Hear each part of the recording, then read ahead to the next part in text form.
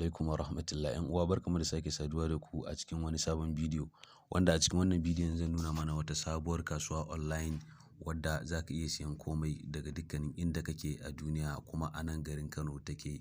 Don ganin yadda ake yi, ku biyo mu a cikin bidiyon. Amma kafin nan, da Allah ina roƙonka, idan yau ne farkon zuwan ka wannan channel, kada ka wuce ka daure ka danna mana alamar subscribe, sannan ka danna alamar ƙararrawa. Yau kamar yadda muka sani shine, ita wannan kasuwa ce gaskiya da take da matuƙar muhimmanci, domin maybe za ka iya kasancewa a wani guri, sannan kuma kana so ka siya abun gashi kuma yana nesa da kai. Amma to wannan application ne da zai baka damar ka iya siyo abu a kawo mashi duk inda kake a faɗin duniya.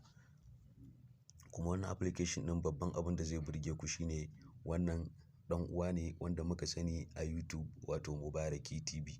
Shi ne ƙirƙiri wannan application ɗin. Wannan application ɗin gaskiya yana da matuƙar muhimmanci.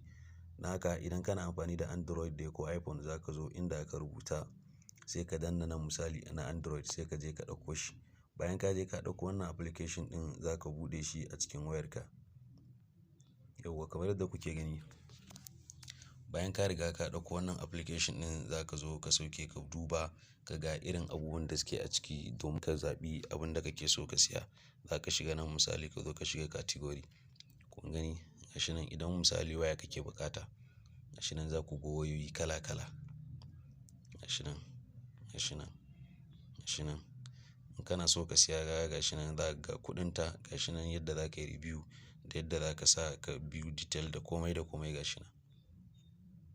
Kun gani, domin kamar yadda ake siyan abubuwa ta sauran applications, to haka za ku yi duba ku siya. Don haka wannan application ɗin yana da matuƙar muhimmanci gaskiya. Gashi nan duk abin da kuke buƙata za ku gani. Idan atamfa kake buƙata, ko takalmi, ko hijabi, ko kayan kwalliya, ga su nan dai abubuwa da yawa da yawa.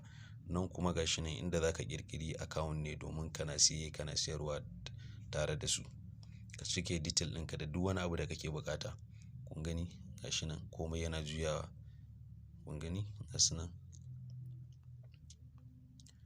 Gashi nan. In kuma nan kana so ka yi musu magana ta WhatsApp ne, gashi nan sun ba da number su ta WhatsApp don kai contacting ɗinsu direct, ku yi magana da su baki da baki.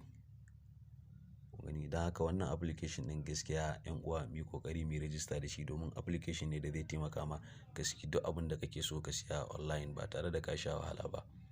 Wannan kamar yadda kuke gani, wannan shine ƙarshen bidiyon namu.